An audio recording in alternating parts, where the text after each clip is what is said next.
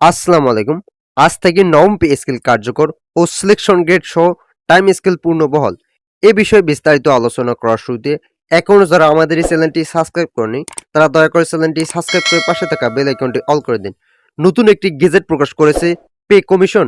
Pay কমিশনের chairman Zakir Ahmed Khan বলেন, আমাদেরকে 6 মাসের মধ্যে প্রতিবেদন জমা দিতে বলা হয়েছে, কিন্তু আমরা এর আগেই সকল কাজ শেষ করে প্রতিবেদন জমা দিয়েছি। প্রধান উপদেষ্টার কার্যালয় ও অর্থ উপদেষ্টার কার্যালয়ে প্রতিবেদন জমা দেওয়া হয়েছে।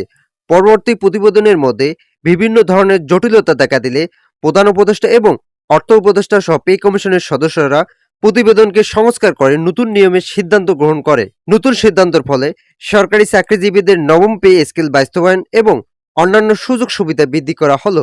অর্থ মন্ত্রণালয়ের নির্দেশক্রমে শতভাগ পেনশন ভাতা প্রতিবেদন উল্লেখ করা হয়েছে। পেনশন সুবিধা শতভাগ করার ফলে অবশ্যই সরকারি কর্মকর্তা এবং কর্মচারীরা অর্থনৈতিকভাবে স্বাবলম্বী হতে পারবেন, যার ফলে বাংলাদেশের দ্রব্যমূল্যের ঊর্ধ্বগতি ও মূল্যস্ফীতিকে আমলে নিয়ে সরকারি পেনশনদের সুযোগ সুবিধা বৃদ্ধি করা হলো।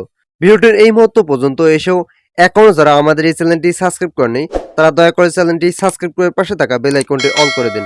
অর্থনীতিবিদরা প্রধান উপদেষ্টাকে লক্ষ্য করে বিভিন্ন ইতিবাচক মন্তব্য করেন।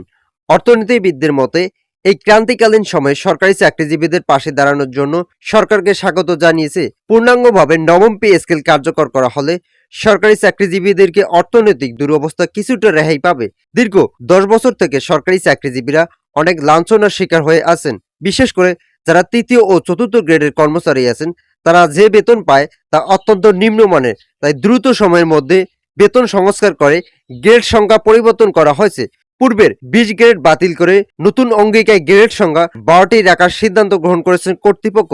নাম অপ্রকাশিত রাখার শর্তে পে কমিশনের একজন ঊর্ধ্বতন কর্মকর্তা বলেন, বাংলাদেশে প্রায় 15 লক্ষ সরকারি চাকরিজীবী আছেন। তাদের জন্য নতুনভাবে যে সিদ্ধান্ত গ্রহণ করেছেন পে কমিশন তা বর্তমান যুগের সাথে তাল মিলিয়ে চলতে যথেষ্ট সক্ষম। যেহেতু বাংলাদেশের অর্থনৈতিক অবস্থা স্বাভাবিক নিয়মে চলছে, সেক্ষেত্রে নতুন সিদ্ধান্ত বেশি চাপ সৃষ্টি হবে না।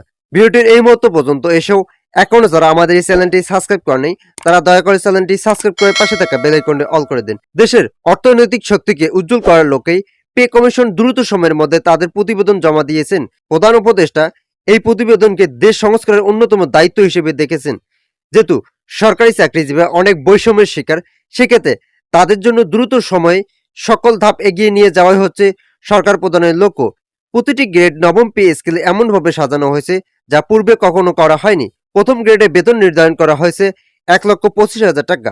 অপরদিকে সর্বশেষ 12তম গ্রেডে বেতন সংস্কার হয়েছে 25,000 থেকে 30,000 টাকা পর্যন্ত, যা বর্তমান সময়ে খুবই যৌক্তিক সংস্কার হিসেবে মনে করা হচ্ছে। সংশ্লিষ্টরা জানিয়েছেন, যেহেতু পে স্কেল সকল দায়িত্ব আমাদেরকে দেওয়া হয়েছে, তাই আমরা ইতিমধ্যে কয়েকটি বৈঠক করেছিলাম।